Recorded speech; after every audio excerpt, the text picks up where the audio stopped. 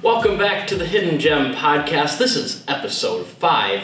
Can't believe we've been doing this for 5 episodes, but we're here. We're going to have a very exciting episode of this podcast today. We will be talking with UWO Paleontologist Dr. Joseph Peterson about the dinosaur that he is digging up all the way out in Utah. And then following that, we will be talking with local authors Erin and Kent Barnard about their awesome series called Rhino and Dino and their adventures. So you don't want to miss this episode of the Hidden Gem Podcast. Stay tuned after the break.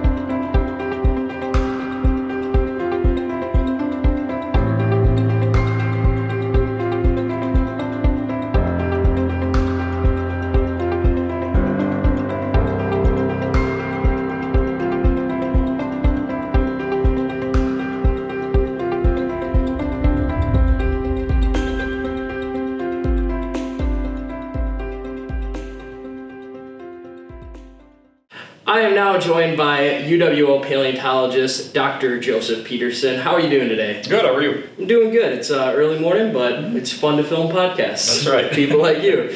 So, what do you all do at UW Oshkosh as a paleontologist? So, as a professor of geology and vertebrate paleontologist at UWO, I teach a lot of the intro geology courses that specifically focus on like history of the Earth. Okay. So I teach evolution of the Earth, which is kind of a historical geology course that's predominantly for non-majors, but we get a lot of majors taking it too.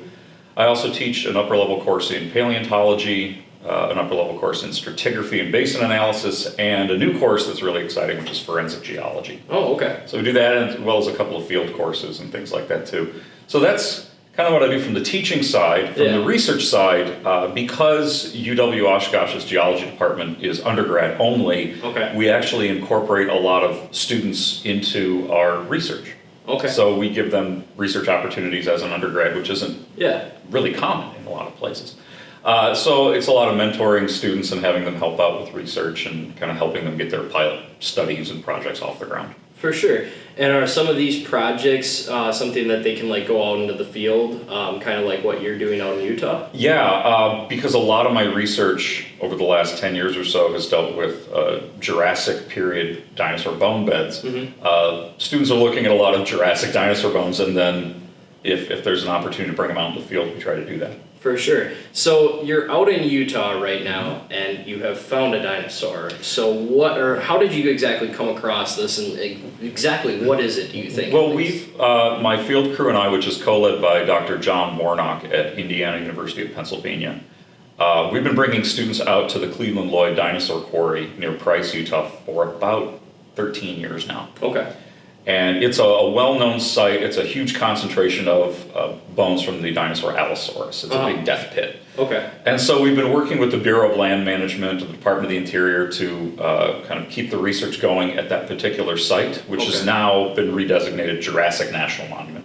Okay. But while we're out there, there's only so many people you can fit in a quarry at one time. Yeah. We do a lot of prospecting around for other finds. We also do a lot of stratigraphic work out there too, trying to tie in the whole region. And about 5 years ago, Dr. Warnock and I decided, we were back to camp a little early that day, and we decided, there's a ridge about a mile to the north where we found dinosaur tracks years before. Yeah. I said, we haven't been out there in a while. We used to go out there like every year, see if we found more, if new things had eroded out. For sure. And so we decided, we got a few hours before dinner. Let's hike out there, check it out, come back. And so he and I hiked out. We drop our packs, and we're climbing around the ridge, and we didn't find anything new. And we saw, okay, it looks like it's about to rain, dinner's probably ready. So we went to grab our backpacks and we looked down at the ground where they were laying, and there are 2 huge sauropod vertebrae underneath our backpacks. Really? We were so focused on going out there for years looking up, we never bothered to look down, and we've got articulated vertebrae. And so immediately there was that, heart race, a sigh, and like, okay, let's see what's here. So we're getting rained on and scratching away at the rock, and 1 vertebrae turned to 2 to 3 to 4. And so that turned out to be the sauropod dinosaur JJ. Okay. That we're digging up now, and we're pretty sure that JJ is a diplodocus.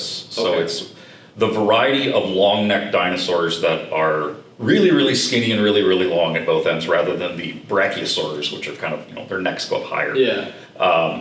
So we've been digging that thing up, and it's a very slow process. Okay. Well, about how long is this going to take to get it out of the ground? That's a great question. Or when's the hopes that you can have it out of the ground? I would say maybe 10 years. 10 years, It takes a real long time, just especially because of the amount of time that we're spending out there. I mean, we go out for a few weeks every summer, and I'm sure if we were out there for months, we could probably do a lot more. But we're also taking it really slow because there are a lot of other small vertebrate fossils in the rock that is encasing the sauropod. For sure. And the rock is incredibly hard. Okay. It's the matrix, we call it, the rock surrounding the bone. In the actual Cleveland Lloyd dinosaur quarry is a very hard mudstone. Okay. And that's hard enough to get through. At the JJ site, it's like a cemented siltstone. So it's like chipping through concrete. Okay. And the bone is softer than the rock around it, which makes it really difficult. And then there's one other, just the landscape itself can be a bit of a challenge to work in. We're right next to a rancher's water pond for their cattle. Okay. So if we go out there too early when the weather's cool, the bugs are terrible, and then we can't get anything done. So we have to be strategic about all of it. Yeah, for sure. And so when you get this all out and stuff, what's the plan for this diplodocus? Well, this would be like just about any dinosaur that would be collected, where finding it is exciting, digging it up is exciting and can be a slow process. Getting it out of the ground is going to be a puzzle. We're not sure how we're going to do that yet. And that's where everything slows down to a bottleneck. Okay. Once the specimens get to a museum, they're all encased in their plaster field jackets, then the fossil preparation starts. Yeah. And that is a very slow process in controlled conditions in a lab. Yeah, we actually have a really cool video that one of your former students, Emma McCullough, had done, and it's on our YouTube page. And we set up a camera, and she just had it on a time lapse, and it took like hours and hours, and it didn't look like she made much progress, but it was a fair amount. That was actually a fair amount given that period of time. That's how slow this can go. And one bone can prep really well, really quickly, and another one can take you a long time. Okay. It just kind of depends on how well it's preserved and how big it is. The video you mentioned that Emma made, she was working on this really beautiful Allosaurus dorsal vertebrae. JJ's vertebrae are 3 feet tall. And we have a couple of them, so it's going to take some time. A very, very slow going process. Also depends on how many preparators you have. But ultimately, my dream for it is to have it on display somewhere on the UWO Oshkosh campus or the Weiss Museum or something. Like, where can we fit a potentially 90-foot sauropod?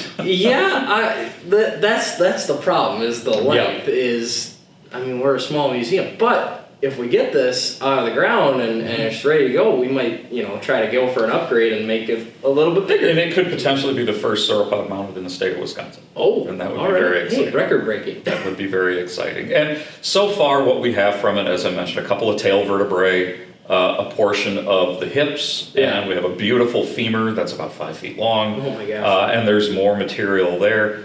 So that may not sound like a lot of a skeleton, but for sauropods, that's a lot. Yeah. Because, you just when these animals would die, they were so big, it wasn't like they were usually getting buried quickly. No. Because they're so huge. Yeah. So they would be scavenged, or the bones would break down or get scattered around. So with big sauropods, if you get anything more than one bone, it's exciting. Yeah. Well, that does sound like a very exciting process time, and look forward to seeing what we can bring of it. So, Yeah, all right, perfect. Well, thank you very much for joining us today, and maybe in the future when you're ready to kind of bring it out and stuff, we can do a little bit more of a podcast, maybe bring some pieces in to show and stuff, and yeah, that'd be awesome. Sounds good. Stay tuned. All right, well, coming up after the break, we're going to be talking with local authors Erin and Kent Barnard about their Rhino and Dino series. It's a great children's book all about dinosaurs, which is what the whole topic of today is. So stay tuned after the break and we'll see you then. Are you into scavenger hunts? Are you looking for family fun? Well, we have the thing for you. Here at the Weiser Science Museum, we are participating in Menashe's 150th anniversary, and in commemoration of that, they are doing a button hunt where you can pick up different buttons all around the city. If you want to come and pick up your WESM pin, come right here to the Weiser Science Museum and visit the Stones and Stars gift shop. Take a look around our museum, see what it has to offer, and come pick up one of our pins for $1.50 in the gift shop. Stay tuned on our social media for upcoming designs as well for new buttons throughout the entire year. If you are interested in learning more about Menashe's 150th anniversary, visit menashe150.com. I am now joined by local authors Erin and Kent Barnard from the very popular Rhino and Dino series. How are you guys doing today? Great, how are you? We're doing good, we're doing good.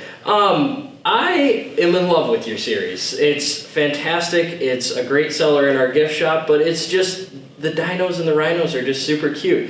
What was the concept, or what was the idea of coming up with the whole series itself? What was the driving factor? Well, I wanted a book with two main characters to play off of each other. Okay. And I had just drawn this really cute dino one day, and I'm like, man, he needs a friend. And I went through lots of different animals. I tried like a unicorn, I tried a axolotl, I tried a red panda, a sloth, all these animals that I always wanted to draw in a book, you know, and it just wasn't working. And I'm just thinking, I'm racking my brains, what could go with a dinosaur? And then I thought, well, what could go with a dino? A rhino. I'm like, oh, there we go. And that's where it came. Did you help with that rhyming? Because I know you're the words behind all these stories. No, actually, Erin authors and illustrates all the Rhino and Dinos. I only authored Mom Needs a Dinosaur. Okay, gotcha. And then, that book took us 7 years. So. Okay, gotcha. What's the passion behind dinos? You guys like dinos, or have always liked dinos since being a kid? Right. Doesn't everyone like dinosaurs as they were a kid? I've always loved dinosaurs. Yeah, I wanted to be a paleontologist for a while, but I was able to draw better than I thought. Well, rather than being outside digging, you know, little tiny bits at a time, I could just draw them instead. Yeah, no, that's awesome. It's a great way to get into it. And kids love dinos too. Yeah, they're always popular. I grew up, my mom was a science teacher, my dad taught at the University of Stout. Okay. And so we grew up like pawing through rocks and looking for fossils and things with my mom. And kind of like Lucy in the Big Red Trailer, we would collect rocks in every state we went through. Okay. Except for not big ones that weighed everything down. For sure, for sure. Now, in each of these books, you also do some like personalized drawings on top of what's already in there. So what's the reasoning behind that? Because you don't see many authors doing that personalization touch. I think kids like to see their names in a book, and it's kind of personal for me because I like to do it, so it's a little selfish on my part too. But I think it just makes a better gift, you know, if I could write, you know, a little something to the person and draw a little something fun in there. Yeah. No, that's awesome. That's fantastic. Speaking of like kids and community involvement, do you guys do like community reading days, or how do you get involved with the community? Well, I read time. at the school. I mean, not necessarily just these books because they really get bored of it, but I read kindergarten on Tuesdays. I do story time on Wednesdays at the library. Okay. And then Fridays I go over and read to the first graders. Yeah. And then every other week I read at the after school program. So I'm at the elementary school a lot. Yeah. We've done a couple of events, Dino Fest in Winneconne and Dino Fest in Wild Rose. Okay. Right now we don't have anything planned, so Well, we'll be at the Carmel Crisp. Oh, we will be at in Carmel Crisp. May, I believe it's in Oshkosh. Okay, all right. So- Is there, do you guys do like private reading events, or is there any way to get in contact with you guys if they, like schools or community groups want to like a community reading day? Sure, they could write to us at editor@seabearpress.com. Okay, and we could I'll put that in the, like the text box here below. Right here. Right there. And then, do you guys have any new projects that are coming up? Anything in the works? You forgot your, Wait, I'll be right back.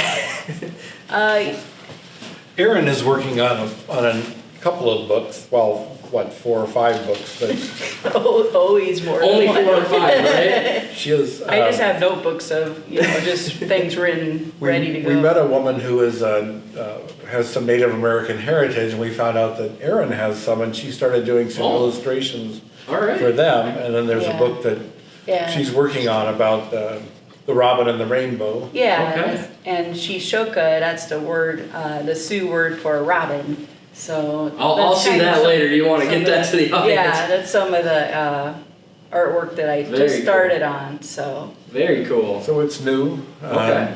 Yeah. So that's interesting. Look for That's that a in little couple different. months. Yeah. Nice. She has a couple of, how many more Rhino and Dinos? At least 2 or 3. Well, Yeah, they're in hundreds various inside. states.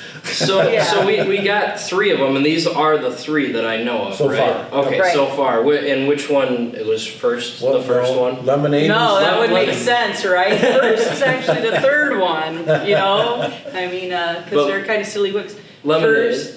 First is juice, and then Okay. lemonade, and then first. Okay, going in this way. Okay, Yeah. And gotcha. then the plushies are in the lemonade stand from Lemonade. Yeah, and these plushies are absolutely awesome. Aren't The they kids love them. So you can Thanks. pick all of these up at our Stones and Stars gift shop here at the museum. But is there any other place that you guys sell them? That because if people aren't people could be watching this all around the United States. If they're not here in the valley, they can't get it at our shop. Where else can they get them? You could get them from us at seabearpress.com. Seabear is S-E-A, and then bear, B-E-A-R, press.com. Okay. They're on Amazon. They're at Carmel Crisp.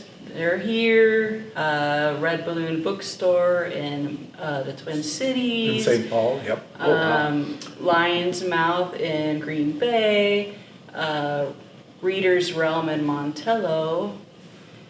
Lots of places. And- But if you want them personalized, like if you need them for a gift, write to us at editor@seabear.com or just order them from our website, because that way you can add the personalization and Okay. Yeah. we'll mail them out from our house. Yeah. I mean, our offices. Plus Amazon charges a lot for shipping, so Oh, okay. we give you a way better deal. Yeah, very cool.